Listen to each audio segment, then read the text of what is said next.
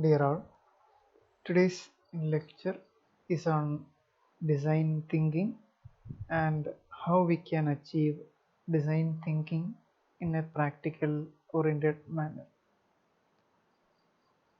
Now, design thinking is actually a methodology which is usually followed by design engineers and designers to perform a set of operations in a systematic way. Design thinking actually helps to find solutions to very complex problems in a very simple way, and this is achieved by brainstorming process. So in brainstorming we know that many of uh, many of the designers sit together and they discuss all the possible solutions that are available for a particular problem. So a large number of solutions and suggestions will be obtained for the problem, and taking all the solutions we can identify many solutions which are feasible or workable, and in this way we can find out a very good solution to the problem. So that is the methodology followed in design thinking, and there are a number of stages that are involved in design thinking, which is shown in figure, and we'll be discussing this in the coming slides. So design thinking is a methodology which is used to solve complex problems in a very simple way, and these problems are related to designing and design engineering. The solutions that are obtained by design thinking approach are found to be very innovative and unique solutions which were not thought about before. So whenever there is a problem or there is a requirement from the customer, the design thinking approach will help to find a very innovative solution, and it helps the designers to involve the customers and the clients also in this process, and to identify whether all their requirements are satisfied or not. So it is a very useful process, that is a design thinking process. And while performing the brainstorming process, a large number of ideas will be generated, as I mentioned earlier, and we cannot take all these ideas together because some of the ideas may work and some of the ideas will not work. So those ideas which might not work will now have to be screened out, and we consider only those ideas which are workable or feasible. And design thinking helps to find out ideas or generate ideas which combine logical and imaginative and systematic reasoning, so that the idea becomes workable. Now, simplicity in complexity is one of the features of design thinking approach. Simplicity in complexity means however complex the problem is, there is a simple solution that we can find to the problem. The problem might be very complex in nature, the requirement will be very complex for the customer, but the solution that he needs will be a very simple one. So this can be found out by using design thinking methodology. And design thinking helps to improve the quality of experience with the designed products. So since we are involving customers and clients also in this process, So you'll be able to identify correctly which are the requirements that are satisfied in the product and which are the requirements that are not being met. And we can include those requirements which are not met and we can consider them, so that finally when the product is out in the market, it is acceptable to the customer and the customer is very happy to use that product. And it helps to serve the needs of the customers by addressing the problem faced by them. So when we follow this design thinking approach correctly, we can ensure that the final product will meet all the customer requirements. Now there are different steps that are involved in design thinking. It is actually a 5-step process and each step focuses on a specific objective. These steps are independent of each other, but one step is actually brought forward by other step.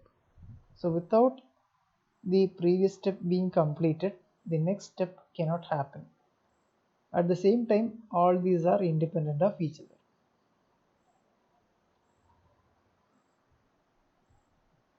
Now let us look at what are the features of design thinking. As we mentioned earlier, design thinking helps to find out simple solutions to complex problems. So we can say that finding simplicity in complexities is one of the features of design thinking. The second feature is it helps to make the product beautiful and aesthetically appealing. Since we are involving the customers also, we can find out what their real requirements are and we can modify the requirements accordingly and make the customers or make the product feel more customer centric. That means when the customer is using the product, he will have a very good experience and he'll be very happy using that product. So that is the aesthetically appealing. The customer becomes very comfortable in using the product. And creating innovative, feasible and viable solutions to real world problems. So real world problems, as we know, are not very simple, they are very complex problems. So with the help of brainstorming process or brainstorming methodology, we are able to find out a number of innovative and feasible and viable solutions to these problems. The next feature is that we can improve the quality of experience of the clients and end users. As we mentioned earlier, since we are involving the end users or the customers also in the process, they are able to identify what are the different features that are lacking in the product and they can inform the designers accordingly, and all these features can be incorporated and finally the end product will be completely as per the customer requirement. So when the customer uses this product, he will be completely happy. So the quality of experience by the end user or the customer will be very high, and thereby we are actually addressing or we are meeting all the actual requirements of the end user. So all these are the different features of design thinking.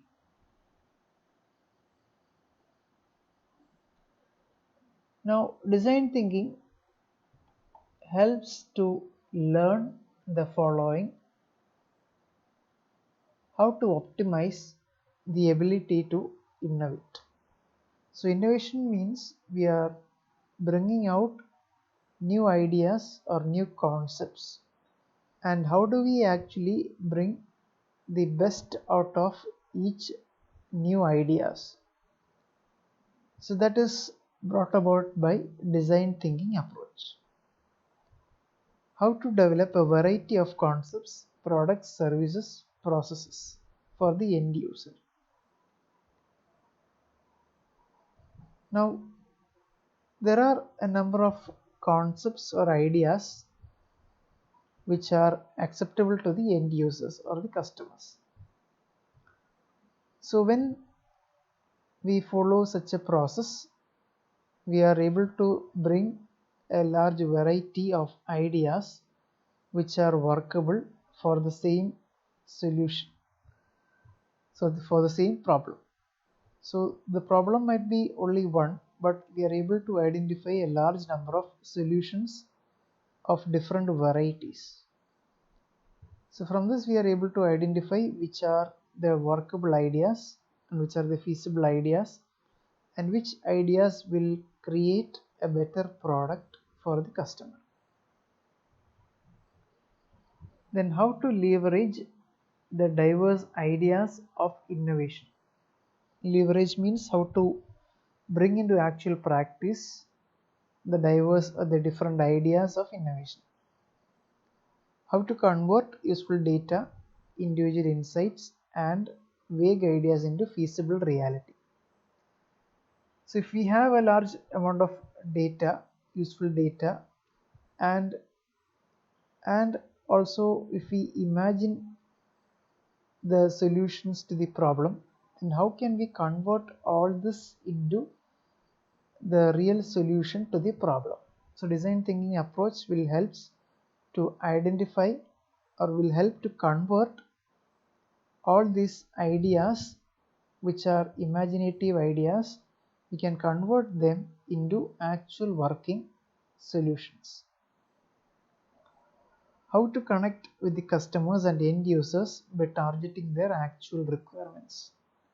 So connecting with the customers means we are establishing a good relation between the customers and the end users by frequently contacting with them and knowing what their actual requirements are at each stage of the design process, and we can address or we can target their requirements so that the final product will meet all the specifications as mentioned by the customer. And how to use the different tools used by designers in their profession for solving the customer's problem. So all these are the different aspects that design thinking will help to learn about. So design thinking helps in optimization of capabilities, as we mentioned, feasibility and viability analysis, whether the ideas that are generated are feasible or workable, and whether it is economically and technologically feasible or not, that we can find out. And it also helps in addressing the needs or requirements of the customers. So these are the main 3 points which design thinking will help to do. Design thinking, as we mentioned, consists of a number of steps. It is actually a 5-stage or a 5-step process. These are the different steps that are involved in design thinking. It starts with empathize, which is the first step. Then define, ideate, prototype, and test. So these are the different 5 stages or steps in design thinking methodology. So let us look at what is the first stage, that is empathize. So empathy and sympathy, they both are 2 different words. Sympathy means to feel sorry for something, that is known as sympathy.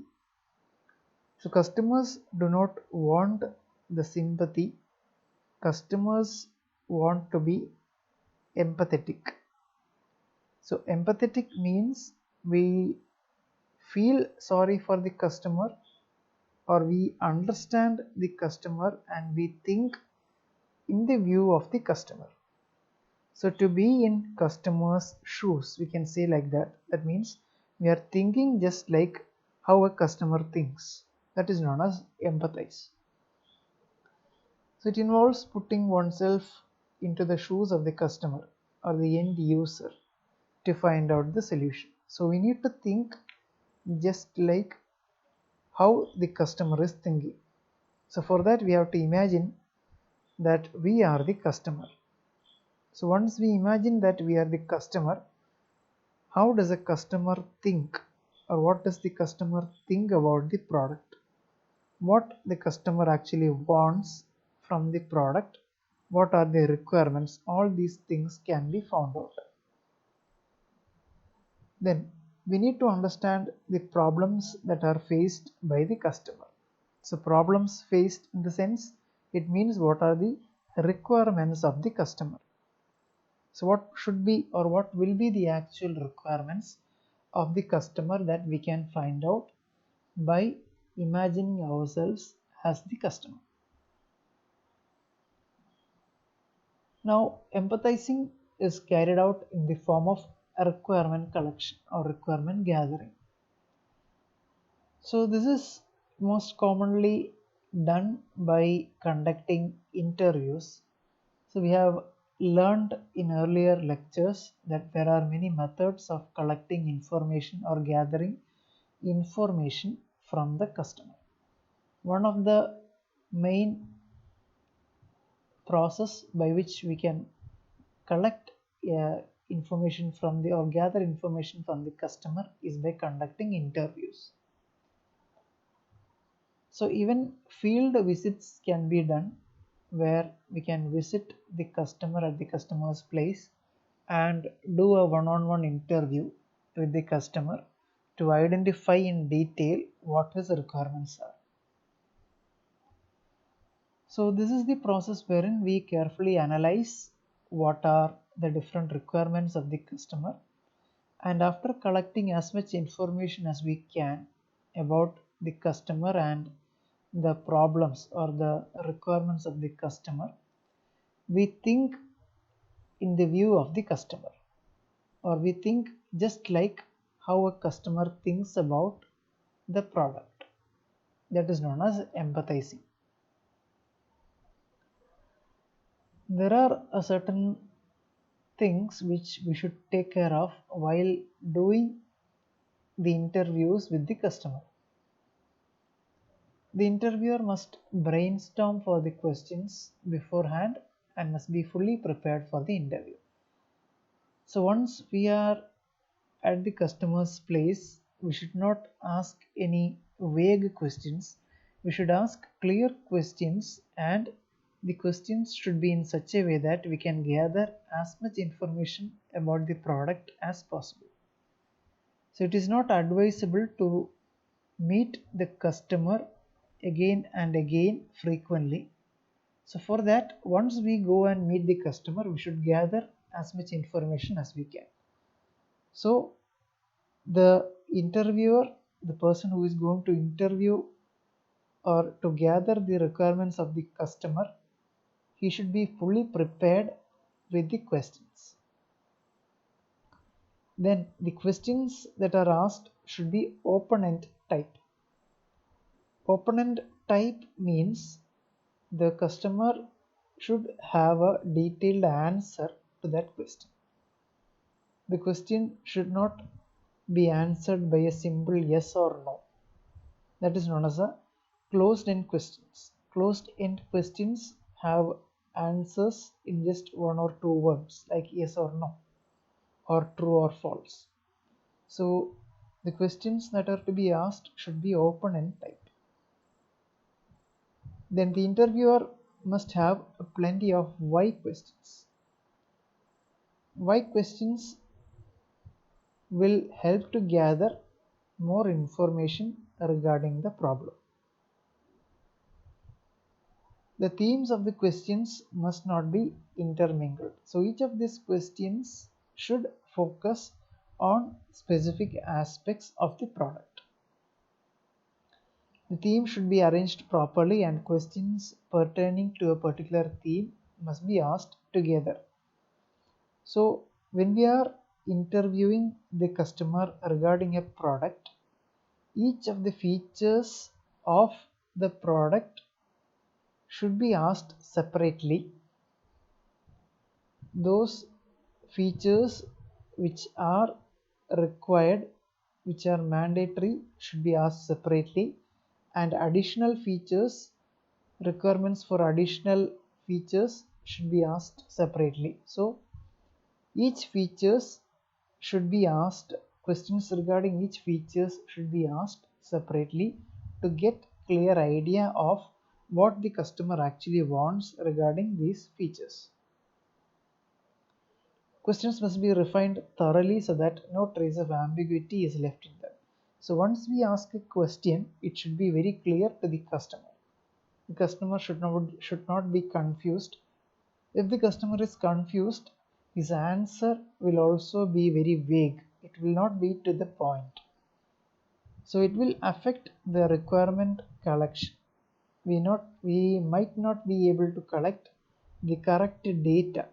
So for avoiding that, the question that we ask to the customer should be very pinpointed, should be very clear to the customer so that he can answer the question also in a very clear manner. The second step is defining. So after we gather the customer requirements, or after we learn about the customer problems, we do a problem definition. That means we need to convert all these requirements into meaningful terms. So for that, as we learned earlier, we create a problem statement. So this problem statement will give us the proper guidance or proper direction to proceed to the end solution that is required by the customer. And mostly these problem statements will describe each of the customer requirements in detail and more meaningfully.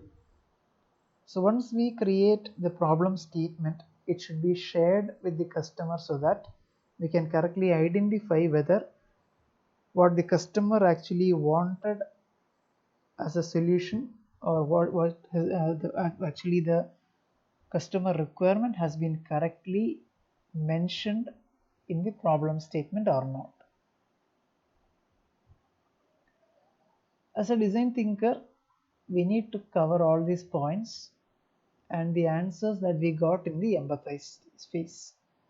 So all those requirements that were collected in the first stage or the first step should be covered in the problem statement or the problem definition phase. And we have to club all the answers together and convert them into a single statement. The first step towards defining a problem is to find who the user is and what are his, her or their needs and develop insights from the answers. So once we define a problem, we need to identify the characteristics of the customer, actually who the user is, how does the user use this product, and what are his actual requirements. And then we need to compare the requirements with our created problem statement to see whether the problem statement which we created is correct or not. Then asking how might we questions to customers. So this type of questions will give you a more insight or more idea into how we can improve the formulation of problem statement. So we will get more detailed answers or more detailed ideas when we ask such questions to the customers.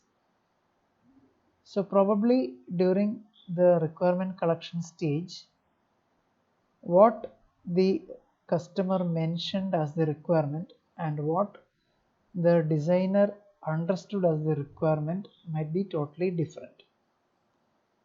So later on, when we ask such questions, we can clarify whether the requirement which is collected in the first stage has been correctly converted into problem statement in the second phase. And how we can generate, how might we questions.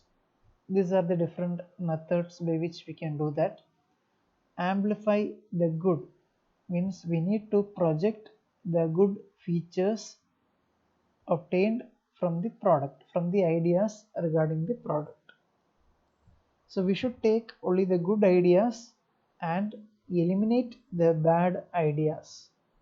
Bad means the ideas which are not workable or which do not have any possibility to work. Explore the opposite. Explore the opposite means we need to explore all the options that are available to us, even those options which seem to be not workable. Sometimes the ideas which might not work or which may seem to be not working in the first step may provide excellent solutions in the later stages. So we should always explore all the opportunities, all the options that are available to us. Then question the assumptions. So while designing, we are constrained with many assumptions. So we need to correctly identify which are the assumptions, and we need to correctly understand what are the limitations that under which we need to create or design the product. So for that we need to question the assumptions, means we need to correctly identify, correctly understand about the assumptions. Then to identify unexpected resources. So while doing the design process, you might encounter a lot of problems which can be overcome by other resources. So we should correctly identify those resources, alternative resources, which we can make use of during the design process. Create an analogy. Analogy means the relationship, a symbolic relationship between the user and the product. So we need to create an analogy or a similarity with which we can work more on, or we can mark more about the product. So an analogy will help in identifying the different features of the product and what the customer likes and dislikes are. Then breaking the problem into pieces. So if we have a very complex problem, it is always better to find out the solutions by breaking these problems into smaller problems and finding out the solution to each of these smaller problems. So that is known as breaking the problem into pieces. So we break the entire problem, complex problem, into a number of smaller solutions. Now the third step is ideation. Ideation means to create ideas. It is the most interesting and the most creative stage in design thinking approach. So a design thinker, when he is creating ideas or thinking about ideas or solutions to a problem, he is supposed to bring as much ideas as possible. So when we are doing a group activity like a group discussion, we focus on creating, or we focus on delivering as many ideas or solutions to the problem as possible. And while brainstorming, we do not check whether the idea is feasible or not. We just generate the maximum number of ideas. Only in the later stages we check whether these ideas are workable or not. The only task of design thinkers is to think of as many ideas as possible for them. And for this they may use different tools such as boards, drawing boards or whiteboards, sticky notes, sketching, chart papers, mind maps, etc. So all these are the different tools used by design thinkers to generate and to note down maximum number of ideas as possible. Now there are certain rules which are to be followed in brainstorming process. Even though brainstorming is a collective technique, only one person is allowed to speak at a time. So when one person is speaking or when one person is telling about his idea regarding this problem, no one else is allowed to talk. Only after that person completes delivering his idea, any other person can stand up and tell what the other person's idea is. That the focus must be on the quantity and not on quality. So always the objective of the brainstorming process is to generate as many workable ideas as possible. Think out of the blue. That is, wild ideas must be encouraged even if they invoke plain humor or seem impossible. So sometimes while generating ideas for a problem, we may get a very number of wild ideas. Wild ideas means the ideas which may seem to be which may have a very fantasy nature. It means it might not work at all. It can only be imagined. So such ideas should be worked on, because sometimes such ideas might also give excellent solutions to the problem. So that is known as think out of the blue. You can also tell like think out of the box. So that is, it will create very innovative ideas which will not be seem to work at first, but on careful analysis we can see that such ideas will give excellent solutions. Then the group leader for the brainstorming process, he should defer judgment. Defer judgment means he should not allow any judgment to occur during the process. So no judgment occurs during brainstorming. Judgment means no decisions or no finalization of ideas takes place during brainstorming. The only thing that takes place is generating maximum number of ideas for the particular problem. So brainstorming process will have a group leader, and the group leader should avoid any judgment to take place. So after ideation we go on to the prototype stage, where we build a prototype. Now we mentioned what is the difference between prototype and a model. Model is actually a replicate of the product. It is actually used for academic purposes. The model might not work, whereas a prototype is actually the actual representation of the product. It is a workable model.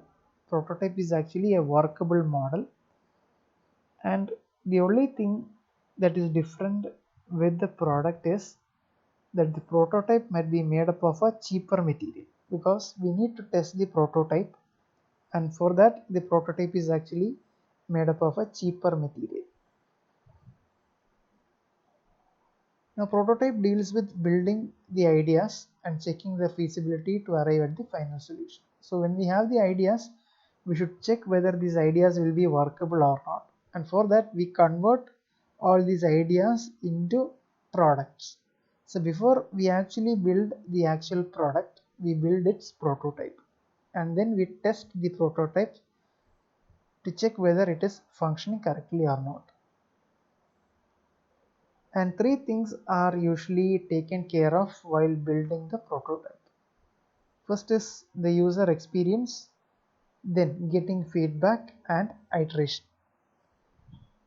So how the user experience is after using prototype, whether any further features have to be added in the prototype, and whether the prototype is able to satisfy all the customer requirements or not. So all these are checked by interaction of the customer with the prototype, and if any requirements, if any features are not being addressed, then these features will also be included in the next prototype, and it will again be tested by the customer. So in this way we can ensure that the prototype will have all the features that are listed by the customer in the earlier stages. So the end user is actively involved in this component of design thinking, that is in prototyping, because in this stage it is really important that the customer should identify whether all his requirements are present in the prototype or not. If he is not able to identify, if he misses out on any of the features, then this prototype will move into actual production and it will become the actual product. So if it is not correctly mentioned by the customer that if any of the requirements are missing, then the final product will also have that particular requirement missing. So it should be very careful that the customers will interact with the prototype closely and identify any such requirements which are not being met in the prototype, and he should inform regarding this to the design team. Now, based on the criticisms, suggestions and appreciations, the design thinkers create a better solution after iterating these three steps. So based on the feedback from the customers and the clients and end users, the design team will again repeat this process, the empathizing, that is the requirement collection, requirement definition and idea generation stages, and create a better solution by incorporating all these suggestions. So prototyping requires thinkers to create tangible products. So it will help in creating products which create a good user experience, which will create a good experience to the user. Then certain guidelines during prototyping process. Take the first step and start to build the prototype. Don't procrastinate. So that means that after the ideation is complete, then prototype has to be built. We should not delay the building of prototype. So procrastinate means we should not delay the building of prototype, because only if the prototype has been built, the customer can interact with the prototype and find out the missing aspects, and only if the missing aspects are found out, it can be incorporated in the later stages and also in the final product. Then don't waste too much of time on building a single prototype. So prototype, even though it has to be built carefully, we should not spend so much time, because iterations might be needed on the prototype. Sometimes all the features might not be included, so again we need to do this cyclic process, or we need to again create another prototype by including the previous feature, and again we have to test it, and again if it is not satisfying any of the features, again we have to build another prototype. So it is an iterative process and it will take time.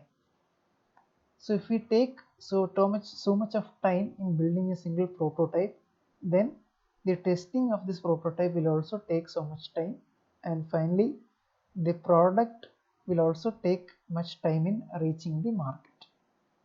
So that should be avoided. The prototypes must be built with end user in mind. So always what the end user thinks about the product, it should be kept in mind. How the user experience will be and how the user is going to use this product. So all this should be kept in mind while building the prototype. It should not be a mere piece of trash. It must create an experience for the user. So prototype is actually resembling the final product. The only difference is the prototype will be made up of a cheaper material. So the prototype should give a good user experience, because since it resembles the final product, the customer will develop the experience, the user experience, or customer will feel the user experience after using the prototype. So if the user experience is bad, then the final product will also give a very bad experience to the user, which should be avoided at any cost. Then think of open questions that the user can shoot towards you when he experiences the prototype. So always when the prototype is being used by the customer or the user, there are a number of questions or number of doubts which the customer will have, and you should be prepared to answer those doubts and clarify those doubts for the user. Once the prototype is developed, certain steps are to be followed, which are mentioned here. Take the end user through the prototype and let him or her experience it completely. So once we are done with the prototype, the user should use all the features of this prototype and get himself or herself accustomed with the product.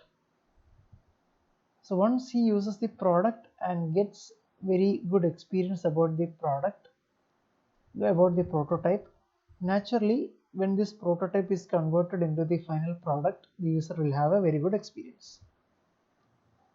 Throughout the experience, make the user speak about his moment by moment experience, how the user is feeling when he is using the product. That should be made very clear. Try to actively observe and engage with the user during the experience. So once we are allowing the user to use the prototype, we should carefully monitor or carefully observe how the user is using the product and what is his experience. Once it is over, we should follow up with the user. We should ask the user how the experience was and what is his feedback about the product, whether any more improvements are needed in any of the features. And after getting all this feedback, if the user experience need to be improved, we need to incorporate all these suggestions in the next stage. That is, we need to do an iteration. We need to create a new prototype by including all the feedback from the user. And the final stage is testing. Testing means we need to test the prototype which we have built. So this phase is also known as execute. So here we test the final solution on a full scale basis. And in this step, design thinkers are expected to be collaborative and agile. So the design thinkers should be very careful in this process while doing the testing on the prototype. So we test the prototype for the different functionalities by keeping the user in mind, how the user will use the product. Testing will help to understand what actually works and what does not. So while testing the prototype, we will be able to correctly identify those features which actually work on the product and those requirements or features which are not actually met by the product. So we can identify those requirements which are not addressed, and then we can again go back and build a prototype which will address all the features that are mentioned by the customer. Testing can be most rewarding if the prototypes succeed to give positive results, and most annoying if the prototype fails. So each time building a prototype is a very costly process. So we should ensure that once we build a prototype, it should satisfy almost all the important needed requirements of the customer. If we are not giving enough details, or if we are not giving enough attention on the prototype, then there is every chance that the prototype will fail. It will not satisfy enough the test. So such a case should be avoided. So that is about design thinking methodology. So design thinking, as we mentioned, it is a methodology followed by the design team to create easy and simple solutions for a complex problem, and the solutions can be developed in a very easy manner by following a sequence of 5 steps.